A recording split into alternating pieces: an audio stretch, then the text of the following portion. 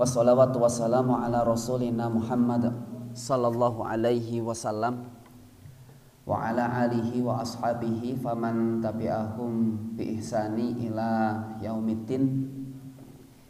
Faya ibadallah, usi nafsi wa iyyakum bitaqwallah, haitsu kama qala Allah jalla wa ala ya ayyuhalladzina amanu taqullaha haqqa tuqatih wa la tamutunna illa wa antum muslimun.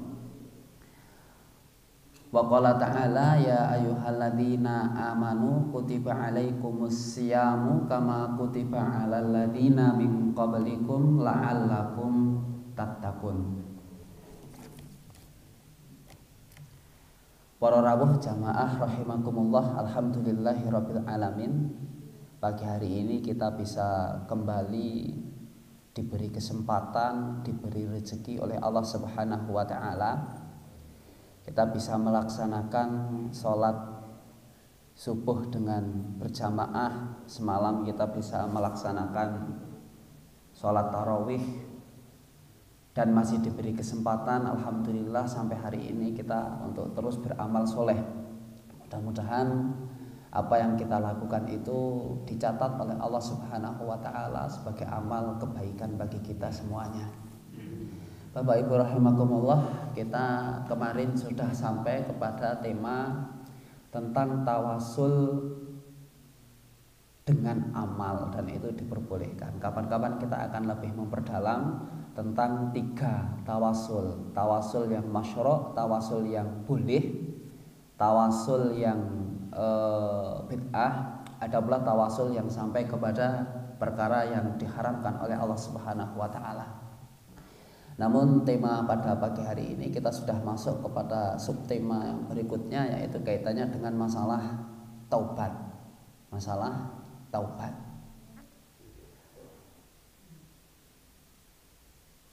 Ini merupakan satu muqaddimah, dan kajian pagi hari ini kalau di judul mungkin kemarin sudah saya print out kan, belum ditempel mungkin. Judulnya adalah kita butuh untuk bertaubat. Bapak Ibu rahimakumullah, masih di kitab yang sama dikarang oleh Imam Abi Zakaria Yahya bin Syaraf An-Nawawi Ad-Dimashqi, tentang karya beliau yang kemudian disebut dengan kitab Syarah Riyadhus Shalihin. Sebagai informasi bahwa beliau ini kalau dalam masalah fikih lebih condong kepada ulama Syafi'iyah, itu karya-karya daripada atau madhab daripada yang dianut oleh Imam An-Nawawi. Bapak Ibu rahimakumullah, ini ada tulisan biru, itu judul, yaitu syarah keterangan ahadits tentang hadis-hadis bab masalah at-taubah, bab masalah tentang taubat, min Riyadhus Shalihin, daripada kitab Riyadhus Shalihin. Riyad itu artinya taman, as-shalihin artinya orang-orang yang solih. Berarti sebenarnya kita ini sedang membahas tentang taman orang-orang yang solih. Nah, taman orang-orang yang solih itu khas erat karakternya dengan ilmu. Sekali lagi, khas erat karakternya dengan ilmu. Karenanya ciri orang solih itu senantiasa dia menuntut ilmu. Walaupun sudah jadi profesor, tapi senantiasa dia tetap menuntut ilmu. Apalagi seperti kita yang ilmunya baru sangat sedikit sekali, begitu. Maka di sini diterangkan, qalal ulama, para ulama kemudian berkata, at-taubatu, yang namanya taubah itu, taubat wajibatun, yang merupakan sesuatu yang wajib. Sekali lagi, hukum taubat itu wajib. Wajib, tidak ada kemudian selain wajib. Wajib hukum taubat itu. Min kulli dzanbin, dari setiap dosa. Fa in kanatil maksiatil bainal abdi wa bainallahi ta'ala, dari maksiat-maksiat seorang hamba yang maksiat itu hubungannya dengan Allah Subhanahu wa taala, atau maksiat itu dilakukan ada hubungannya dengan manusia. Dosa itu ada yang langsung hanya berhubungan dengan Allah, ada pula dosa yang berhubungan dengan manusia. Kalau dosa yang kaitannya dengan Allah Subhanahu wa taala, maka syaratnya ada 3. 1, 2, 3. Yang pertama adalah ayyuqla'a anil maksiyah. Orang bertaubat itu syarat nomor 1, dia adalah meninggalkan perbuatan maksiat itu sendiri, bertaubat. Yang kedua adalah ayuntama ala fi'liha, berlepas diri atau menyesali perbuatannya, itu taubat. Makanya kita bermaksiat, kemudian kita bertaubat, tapi dalam hati kita masih menginginkannya, tidak ada rasa menyesal sama sekali terhadap maksiat yang kita lakukan, maka itu belum taubat namanya. Ini begitu. Ini pengertian yang kedua. Kemudian setelah kita meninggalkan, setelah kita membenci atau menyesali daripada perbuatan kita, yaitu maksiat itu tadi, yang ketiga adalah ayyuzama alla ya'uda ilaiha abadan. Kita harus berusaha untuk tidak melakukannya lagi selama-lamanya. Syarat yang pertama apa tadi? Berlepas diri dari maksiat. Yang kedua, menyesali daripada dosa yang dilakukan. Yang ketiga, berusaha sungguh-sungguh untuk tidak melakukan perbuatan dosa maksiat itu. Ini kalau hubungannya dengan Allah Subhanahu wa taala. Abot napa mboten? Kira-kira berat atau enggak itu? Berat ya, berat. Karena ya maksiat itu memang sesuai dengan hawa nafsu manusia. Jadi untuk menyesali perbuatan maksiat itu saja sudah niku sak gawean dhewe, Pak Bu. Itu satu pekerjaan tersendiri. Tapi inilah kewajibannya apa tadi? Wajib. Ini kalau hubungannya kita bermaksiat hanya kepada Allah Subhanahu wa taala, tidak melibatkan manusia atau sosial.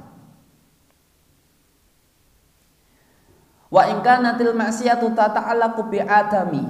Kalau perbuatan maksiat itu ada hubungannya dengan anak Adam, ya kan, dengan manusia maksudnya, fasyurutuha arba'ah, maka syaratnya menjadi 4. 3 tadi ditambah 1. Apa yang 1 ini? Kalau berkaitan dengan hak-hak saudaranya, maka dia harus mengembalikan. Kita pernah mempekerjakan orang barangkali, kemudian kita berniat untuk tidak membayar, padahal akad sudah di depan. Contoh, akad sudah jadi akad, pekerjaan sudah selesai, kemudian kita motong di belakang. Ini tidak boleh, ini membatalkan akad. Dan sebenarnya taubatnya orang yang melakukan demikian itu, dia harus mengembalikan hak yang disetujui di awal. Makanya hati-hati ketika kita mempekerjakan orang lain. Kalau kita pesen barang, deal-dealan, akadnya sudah 1 juta, jangan dibayar 800.000. Kalau dibayar 800.000, yang 200.000 nanti bisa ditagih oleh yang berhak itu di akhirat kelak. Maka caranya bagaimana? Caranya kita harus mengetahui bahwa itu perbuatan yang tidak baik, itu maksiat kepada, tidak hanya kepada Allah tapi kepada manusia dan juga kepada Allah Subhanahu wa taala. Maka kemudian yang 200.000 itu mestinya kita mengembalikan kepada haknya. Ini yang pertama, kata Imam An-Nawawi begitu. Wa in kanatil malan au nahwahu. Begitu pula kaitannya dengan masalah mal, masalah harta dan lain sebagainya.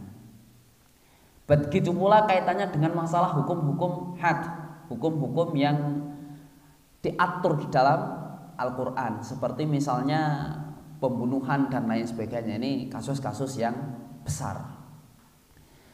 Maka cara taubat orang yang melakukan dosa yang berhubungan dengan manusia adalah dia harus meminta kerelaan daripada orang yang pernah disakiti itu tadi. Ini caranya begitu ya. Banyak hal yang berkaitan dengan manusia. Berarti 4 syarat. 3 tadi ditambah 1. Itu kaitannya dengan masalah taubat. Sekali lagi taubat itu hukumnya wajib. Wa qad tadahharatid dalailil kitabi was sunnah. Telah banyak dalil-dalil dari kitab Al-Qur'an dan sunnah. Wa ijma'ul ummah, ijma' para ulama. Ijma' para ulama. Tidak hanya Al-Qur'an dan sunnah, tapi di sini juga ada ijma' para ulama tentang wajibnya anak Adam untuk bertaubat. Salah satunya adalah firman Allah Subhanahu wa taala di dalam Quran surat An-Nur ayat yang ke berapa ini, 31. Watubu, maka hendaklah kalian semua bertaubatlah ilallah, kepada Allah, jami'an, semuanya. Ayyuhal mu'minun, wahai orang-orang yang beriman, la'allakum tuflihun, agar kalian menjadi orang-orang yang muflih, orang-orang yang beruntung. Karenanya kalau kita tidak mau bertaubat, itu artinya kita akan menjadi orang yang khosirun, orang yang rugi. Gitu. Saya contohkan, ada nanti manusia itu membawa amalan yang banyak, tapi dia orang yang khosir, orang yang rugi. Kenapa? Dia menghadap kepada Allah Subhanahu wa taala dengan amal yang begitu banyak. Tapi amalnya itu kemudian ketika dia hidup di dunia, ternyata dia beramal ning bocor alus. Kenapa bocor alus? Ya karena kemudian kadang-kadang lisannya banyak menyakiti. Tangannya kemudian dia tidak menjadikan tangan yang aman terhadap orang lain. Makanya nanti orang yang demikian ini akan dimintai amalnya. Jadi seperti tadi kita contohkan, kita ngurii 200.000 di dunia kathah napa segede 200.000 segede, hari ini 200.000 sedikit gitu. Tapi 200.000 di sana arek golek teng pundi niku? Cara ditagih. Mana hak saya yang dulu di dunia 200.000. Sana enggak ada lagi nanti masalah uang. Orang juk duwite dhewe akeh juk iso bayar, ndak bisa.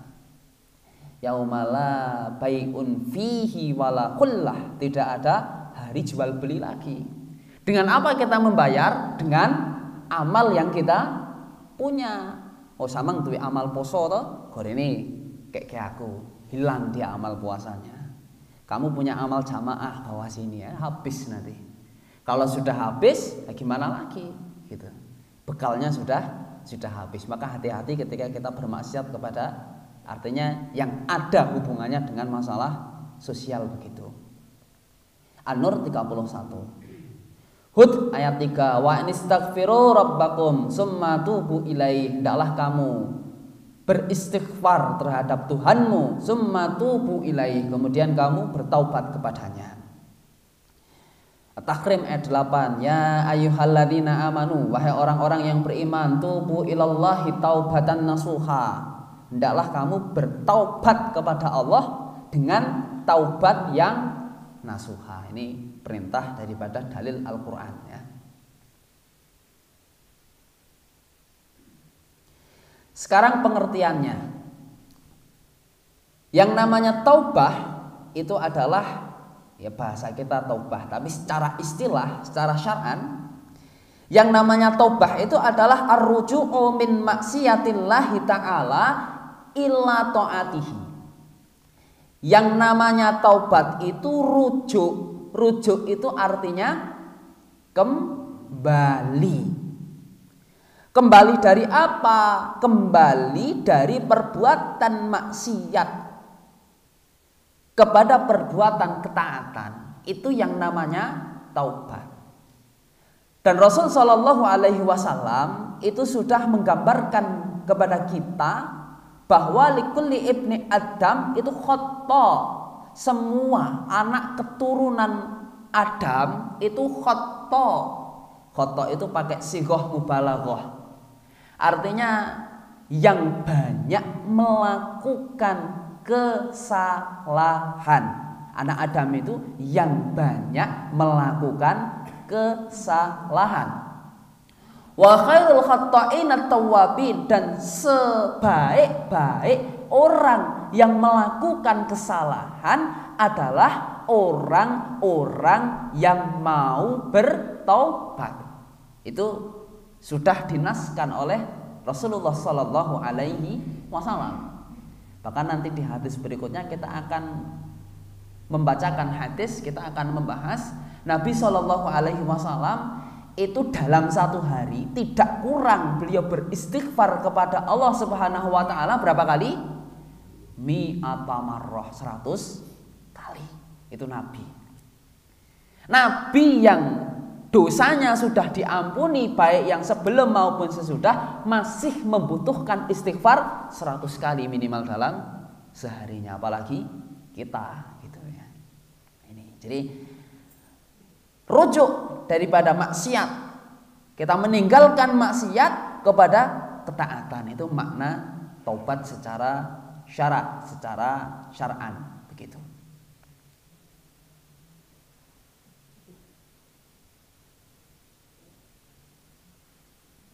Al-Anfal 38 nanti dibuka ya di rumah ya. Kemudian ternyata yang namanya taubat itu ada tingkatan-tingkatannya. Yang pertama adalah taubat dari dosa-dosa yang besar. Nanti sore Ustadz Ja'far Shadiq insya Allah akan ngaji di sini jelang buka bersama, itu masih membahas tentang masalah dosa-dosa besar. Judulnya insya Allah dosa sombong dan dosa meminum khamr. Dosa-dosa yang besar.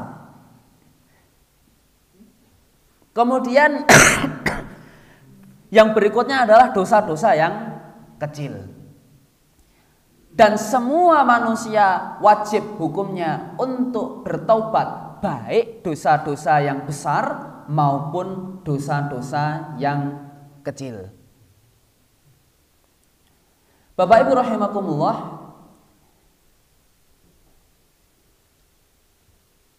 dosa itu ada dua, ada dosa besar, ada dosa kecil, dan kita harus dituntut untuk bertobat daripada dosa-dosa yang kita lakukan. Kemudian yang berikutnya adalah tentang syarat. Tentang syarat. Paling tidak syaratnya minimal ada 5, minimal. Syarat taubat kita itu diterima di sisi Allah Subhanahu wa Ta'ala. Kenapa kita butuh bertaubat?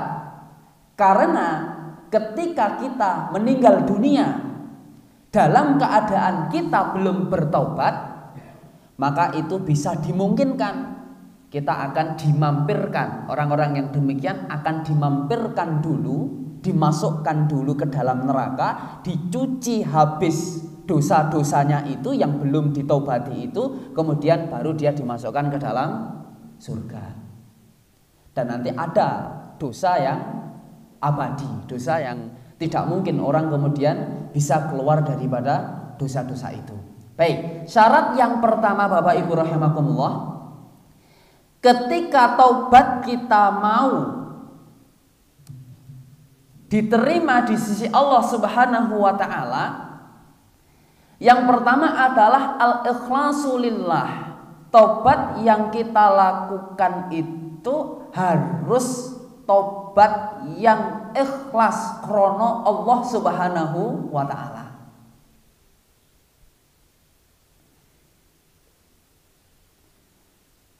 Jika kemudian manusia betul-betul dia bertaubat hanya untuk mengharapkan Allah Subhanahu wa ta'ala, maka tobat yang demikian itu yang disebut sebagai tobat yang ikhlas. Dan ini mau tidak mau syarat ini harus kita tempuh.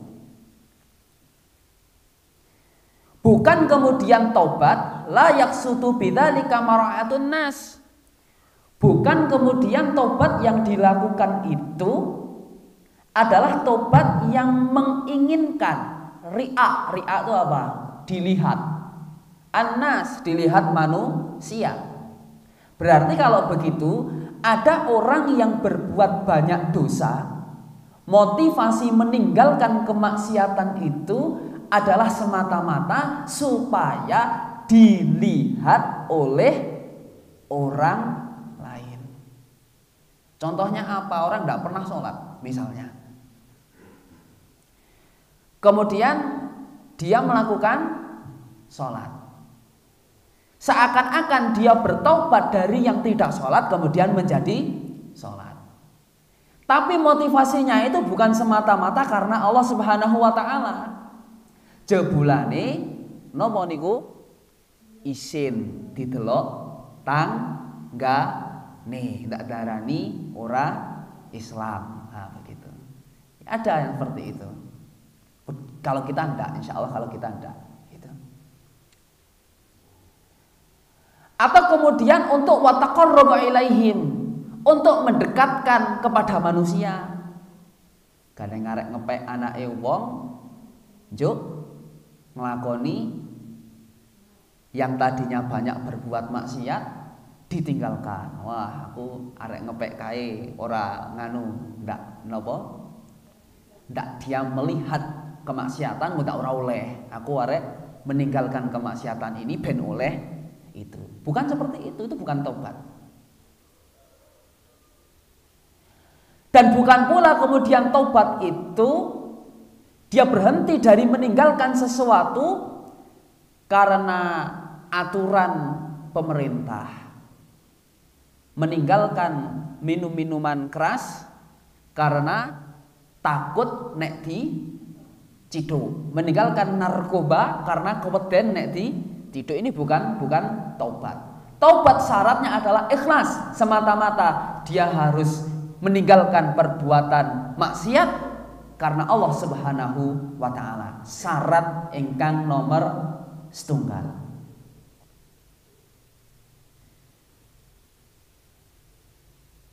Jadi di tengah dia melakukan satu ikhlas, ada satu harapan. Apa harapannya? Wa ayyaqullahi an dzunubihi, supaya Allah Subhanahu wa ta'ala mengampuni dosa-dosa yang dia lakukan. Itu orang yang ikhlas di dalam dia bertaubat kepada Allah Subhanahu wa ta'ala. Lajeng ingkang syarat nomor 2, Bapak Ibu rahimakumullah,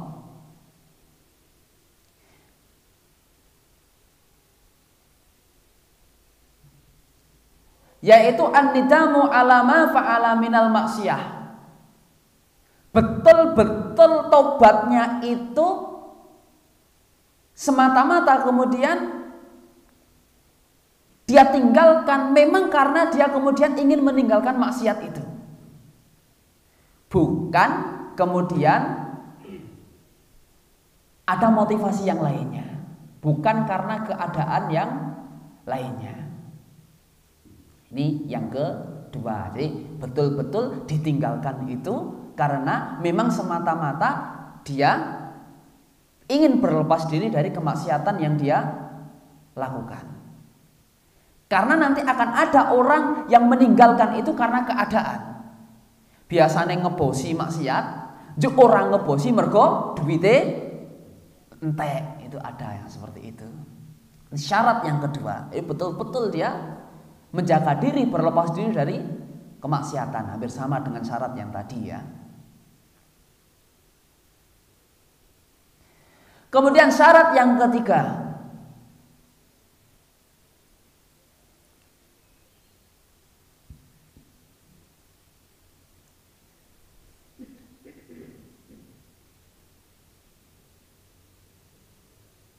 sebentar. Syarat yang ketiga adalah ketika dia telah melakukan kemaksiatan itu, maka dia berusaha untuk menutupi daripada maksiat yang dia lakukan. Contohnya begini, ada orang itu dia dengan sengaja tidak mau mengeluarkan zakat. Ada orang dengan sengaja dia tidak mau mengeluarkan zakat. Maka ketika dia mau bertobat kepada Allah Subhanahu wa taala, dia harus dibuktikan dengan tindakan, yaitu kemudian dia harus membayar zakat. Jadi ini syarat yang ketiga. Kalau ada orang yang mengaku bertobat dari maksiat, apa maksiatnya? Misalnya maksiatnya berbuat persekutuan terhadap Allah Subhanahu wa taala. Jadi dia meminta rezeki kepada bukan selain Allah Subhanahu wa taala. Maka taubatnya hanya akan diterima ketika kemudian setelah dia meninggalkan itu, kemudian dia beralih kepada sesuatu yang lawan katanya. Artinya dia harus mentauhidkan Allah. Itu begitu. Kalau dosa taubatnya adalah dia tidak berpuasa, kemudian dia bertobat, tobat hanya akan diterima manakala tadinya dia tidak berpuasa, kemudian diikuti dengan berpuasa. Kalau tobatnya meninggalkan sesuatu yang wajib, mangsane sholat tidak sholat, maka tobatnya hanya diterima oleh Allah Subhanahu wa taala manakala kemudian dia melakukan sesuatu yang sebaliknya. Kalau tidak sholat berarti tobatnya dia harus sholat. Kalau ada orang yang mengaku bertobat, beristighfar kepada Allah Subhanahu wa taala, contoh misalnya dia meninggalkan sholat, kemudian dia beristighfar kepada Allah, meminta ampunan. Neng lebari orang lakoni sholat, nah ini tidak masuk kepada syarat yang ketiga. Harus dibuktikan dengan tindakan. Begitu. Kalau ada orang yang memakan riba, ini contohnya begitu.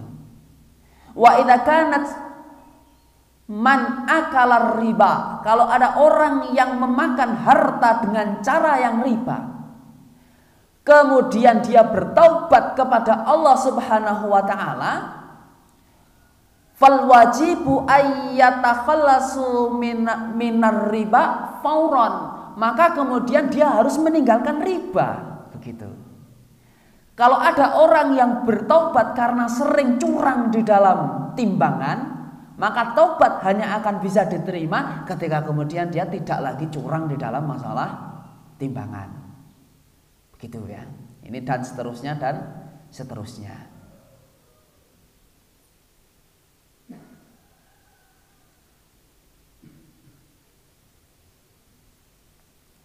Ala kulli hal, maka dalam setiap keadaan, ringkasnya begitu, al-insanu la budda ayyaqla 'anid dzunub. Manusia itu harusnya dia berlepas diri dari dzunub, dari dzanbin, daripada dosa-dosanya. Alladzi taba minhu, yang dosa itu telah dia taubati. Fa illam yaqla'a fa taubatuhu mardudatun.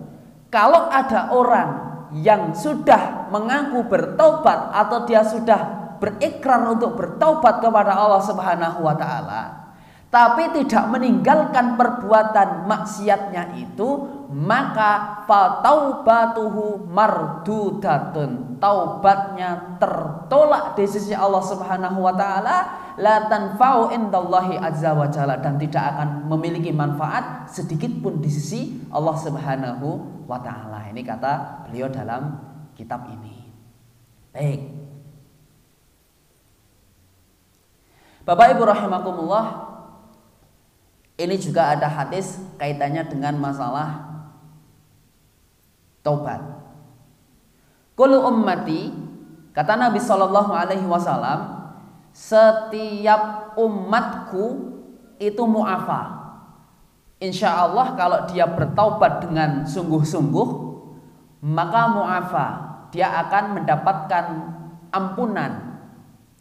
Illa, kecuali al-mujahirin, orang-orang mujahirin, bukan muhajirin ya, tapi mujahirin.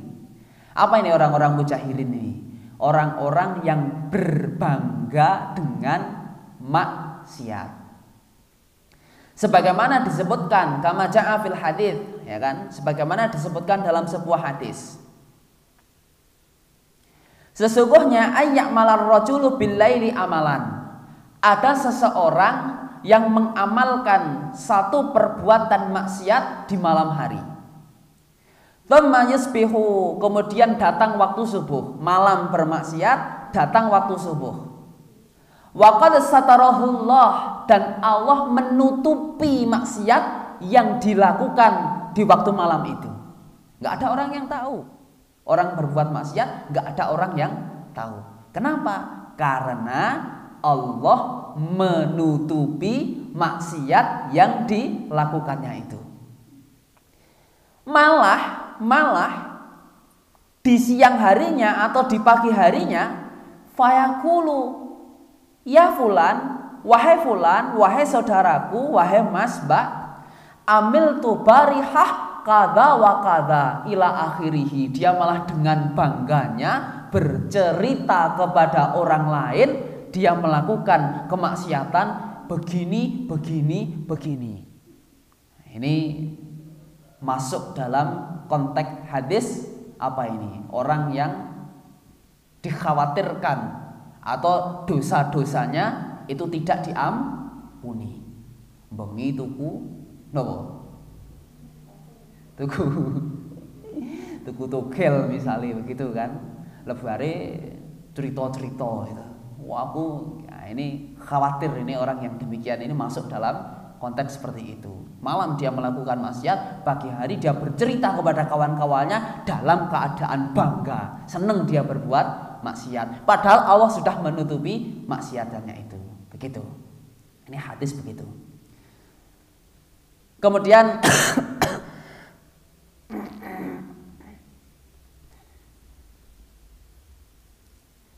ada keterangan Bapak Ibu, idza fa'alal insan dan ban fihi had, kalau manusia melakukan dosa yang kaitannya dengan masalah hudud, masalah pidana yang memang ada ada aturannya dalam Islam. Fa innahu la ba'sa ayadhaba ilal imam alladhi yaqumul hudud. Maka tidak mengapa bagi orang yang melakukan maksiat yang bersifat hudud itu kemudian dia melapor kepada imam atau kepada hakim atau waliul amri ya. Ini utamanya dalam negeri-negeri Islam. Misalnya dia di malam hari kemudian membunuh orang baik sengaja maupun tidak sengaja. Maka sebagian ulama mengatakan boleh kemudian kamu melapor kepada pemerintah untuk kemudian diberikan kisos. Kisos ini kemudian mensucikan dosa-dosamu begitu. Kalau di Saudi bunuh yang kemudian dikisos nyawa dengan nyawa, gigi dengan gigi dan seterusnya. Ini tidak, di negeri kita tidak begitu. Akan tetapi kalau kemudian dia melakukan satu dosa yang ternyata dosa itu tidak diketahui oleh orang lain dan tidak ada kaitannya dengan masalah hudud, maka kemudian yang terbaik adalah diam. Yang terbaik adalah diam. Karena ada orang itu kadang-kadang ya dong-dongane keliru. Bercerita tentang masa lampau misalnya, tanya kepada ustadz dalam satu kajian, ustadz saya dulu pernah melakukan begini, tanpa kemudian menutupi siapa pelakunya, langsung menunjuk kalimat saya begini. Njuk sak jamaah ngerti kabeh jebulane sampean biyen kaya ngono. Nah, yang kasus demikian itu dikhawatirkan dia termasuk orang-orang yang kemudian tadi yang mu'afaf itu tadi, orang yang kemudian malah mengumbar aibnya sendiri. Itu ada catatan penting di situ. Kalau kemudian dosa itu tidak diketahui oleh banyak orang, sudah diam. Urusannya dengan Allah Subhanahu wa taala, dan jangan pernah kita mengumbar dosa yang kemudian dilakukan. Ini kalau versi dalam kitab ini ya. Baik. Kemudian Bapak Ibu rahimakumullah,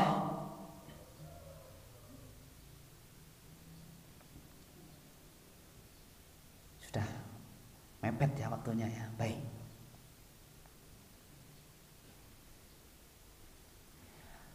Ada dosa, ada tingkatan-tingkatan taubat. Taubat yang pertama itu adalah taubat dari kafir. Apa kafir? Bukan Islam. Masuk Islam. Itu taubat yang paling istimewa. Jadi taubat yang sejadi-jadinya adalah ketika manusia tidak Islam kemudian masuk Islam. Itu taubat yang paling pertama, yang ganjarannya luar biasa. Sampai kemudian kalau ada orang yang demikian dikabarkan, maka orang ini akan dienolkan, dosa-dosanya dienolkan, tidak sebagaimana kita. Jadi dia dari kecil tidak masuk Islam, kemudian dia mau masuk Islam, maka dijanjikan itu kemudian dosanya dienolkan. Ini saking istimewanya tobat orang kafir yang masuk Islam. Kalau kita ya enggak, kita sudah Islam, tidak mungkin kemudian mau mendapatkan tobat yang ini.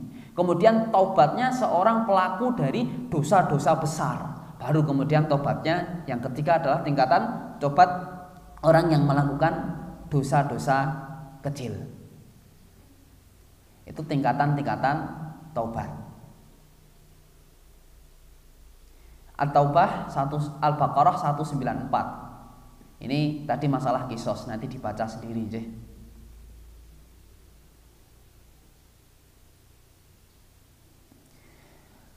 Kemudian ketika masalah ghibah ini ada masalah ghibah.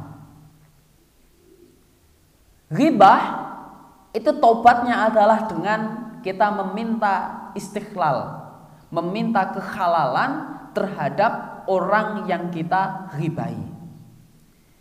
Tapi faqat ikhtilafu fihal ulama, ada terjadi perbedaan di antara ulama. Faminhum, di antara mereka ada yang manqal, ada yang berkata, la budda an tadhhaba ilaih wa taqulu lahu ya fulan inni takallamtu fika indan nas. Ulama yang pertama mengatakan kalau kita pernah melakukan ghibah, syarat taubatnya adalah kita mendatangi orang itu kemudian meminta maaf dan kemudian mengatakan, Pak, Bu, saya pernah membicarakan Anda dalam masalah ini dan meminta kehalalannya. Itu pendapat yang pertama. Pendapat yang kedua, waqala ba'dul ulama, pendapat yang kedua la tadhhab ilaih. Malah disuruh jangan kamu pergi untuk meminta kerelaan bagi orang-orang yang pernah kamu ghibahi. Bal fihi tafsil fa in kanat qadama alima bihadzal ghibah. Kalau kemudian orang yang kamu ghibahi itu tidak mengerti jika kemudian kira-kira ya, jika kemudian dighibahi oleh kamu. Itu begitu. Ini pendapat yang kedua. Cuman ada syaratnya. Syaratnya apa? Syaratnya adalah wa tahditsu bi muhasanati fil majalisi allati kanat taghtabiha fiha. Syaratnya adalah kamu harus menutup keburukan-keburukan yang kamu gibahkan itu tadi. Ditutup dengan apa? Dengan membicarakan kebaikan-kebaikan kepada orang yang pernah digibahi. Ini syarat yang kedua. Ini perbedaan pendapat. Kalau yang pertama wajib mengatakan harus meminta maaf. Kalau yang kedua, kalau kemudian kira-kira kita sudah bertobat dan orangnya ini tidak tahu kalau kita digibai, maka kemudian tobatnya adalah dengan cara menyebut kebaikan-kebaikan orang yang kita gibai. Itu syarat yang berikutnya. Ini kalau kaitannya dengan masalah ghibah.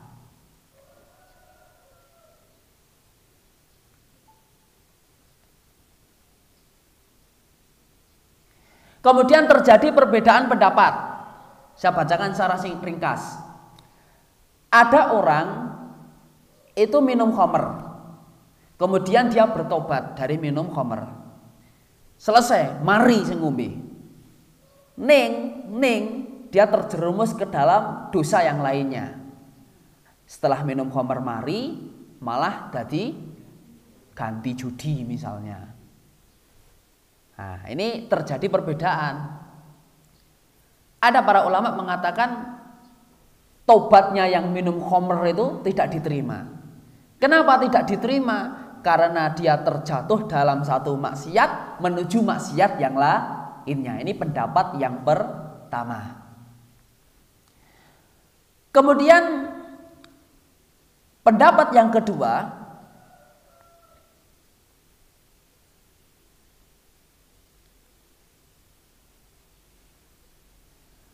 taubat orang yang demikian maka taubatnya akan diterima.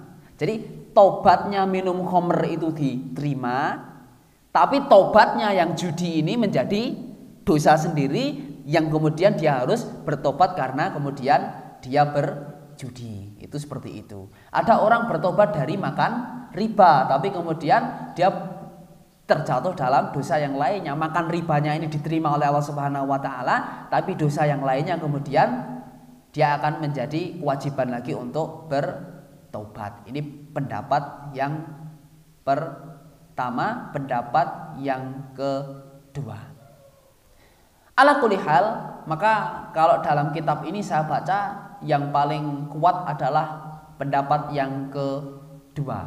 Pendapat yang kedua. Walaupun kemudian tidak bermakna kemudian bolehnya kita bermaksiat, tobat, pindah ke maksiat yang lainnya, enggak. Karena innamal amwal, sesungguhnya yang namanya amal seseorang itu bi khawatimiha, tergantung terhadap akhirnya. Sampai ada kan hadis bahwa ada orang itu yang beramal dengan amalan ahli surga, sampai kemudian satu jengkal lagi ajal datang, dia akan masuk surga. Akan tetapi fa'amila bi amalin ahlin nar, dia beramal dengan amalan ahli maksiat.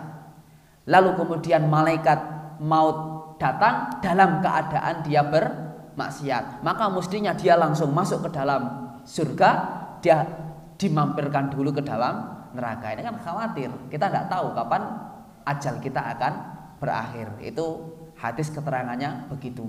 Ini hanya kemudian berlaku bagi penyemangat terhadap orang-orang yang melakukan dosa. Artinya apa? Saking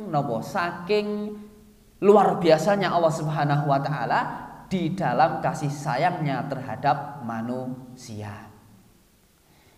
Saya kira tidak bisa dibahas secara tuntas, cuman ada satu ayat ini yang penting.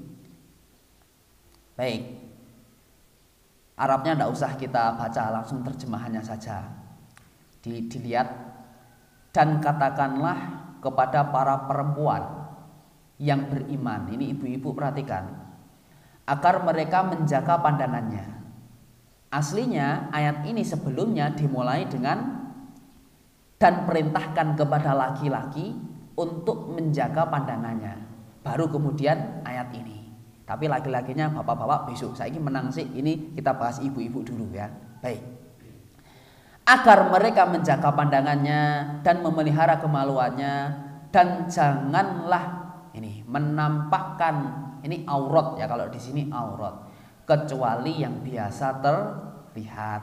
Jadi telapak tangan, muka itu boleh terlihat, selain itu tidak boleh terlihat. Dan hendaklah mereka menutupkan kain kerudung ke dadanya. kita garis apa ini? Kuning. Kerudung syar'i itu harus menutupi apa? Dada. Dada itu mana? Ya dada itu. Jadi kalau kudungan kok gur kaya bakul lompok niku dereng syar'i nggih, Bu. Niku dereng syar'i.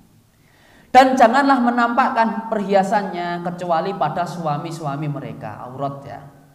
Atau ayah mereka, atau ayah suami mereka, atau putra-putra mereka, atau putra-putra suami mereka, atau saudara laki-laki mereka, atau putra-putra saudara laki mereka, atau putra saudara perempuan mereka, atau para perempuan sesama Islam mereka, atau hamba sahaya yang mereka miliki, atau para pelayan laki-laki tua yang tidak mempunyai keinginan terhadap perempuan, atau anak-anak yang belum mengerti tentang aurat perempuan.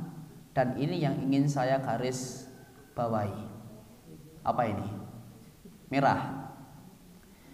Dan janganlah mereka menggentakkan kakinya agar diketahui gelang sikile. Begitu maksudnya ya. Paham ya? Jangan mereka menghentakkan kakinya agar supaya diketahui apa ini? Perhiasan yang ada di kaki. Milo ini nggih rada aurat niki Bu. Ini saya sampaikan, ini nanti bisa dibuka, coba dicek di rumah tenan apa ora gitu kan. Ini surat apa ya ini ya? An-Nur kalau tidak salah. An-Nur sebentar tak bukakan. Saya lupa ayat 21 ya sebentar. Maksudnya ben ndak darani ngapusi begitu. ini betul ya.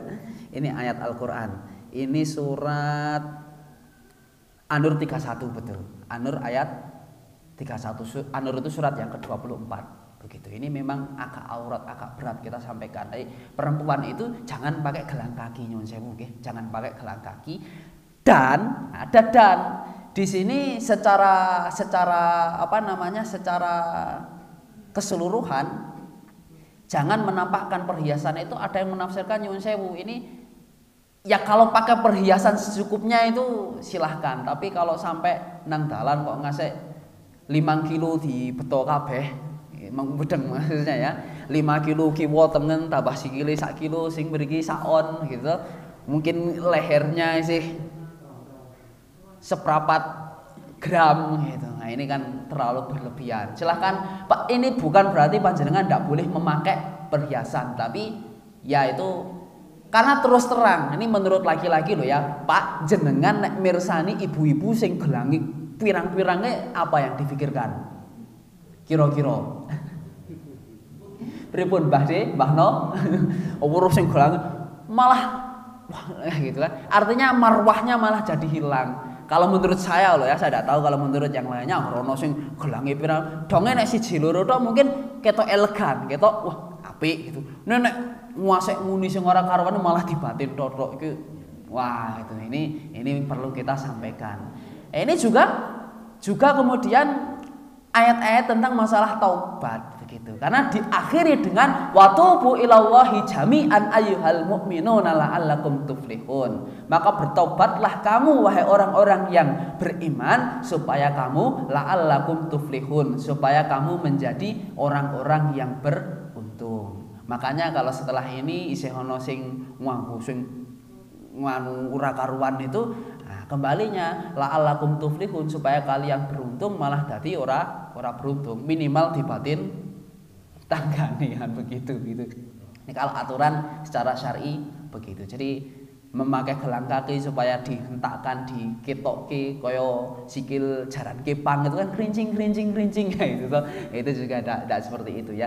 Baik, demikian mudah-mudahan bermanfaat. Ngapunten barangkali jika ada kurang pas dan lain sebagainya, tapi ini merupakan satu kajian yang harus kita sampaikan karena ini kaitannya dengan ayat-ayat Al-Quran, ayat-ayat hadis Nabi Shallallahu Alaihi Wasallam, dan mudah-mudahan kita diberi taufik, diberi hidayah, bisa mengamalkan apa yang kemudian kita kaji dalam pagi hari ini. Kalau besok insya Allah judulnya sudah beda nih, nek ora tak rambuke dah malah nanti sudahlah, kita menyesuaikan saja ya. Target saya selesai tapi belum selesai. Aku kali hada astagfirullah li walakum subhanakallahumma wa bihamdika asyhadu alla ilaha illa anta astaghfiruka wa atubu ilaik. Assalamualaikum warahmatullahi wabarakatuh.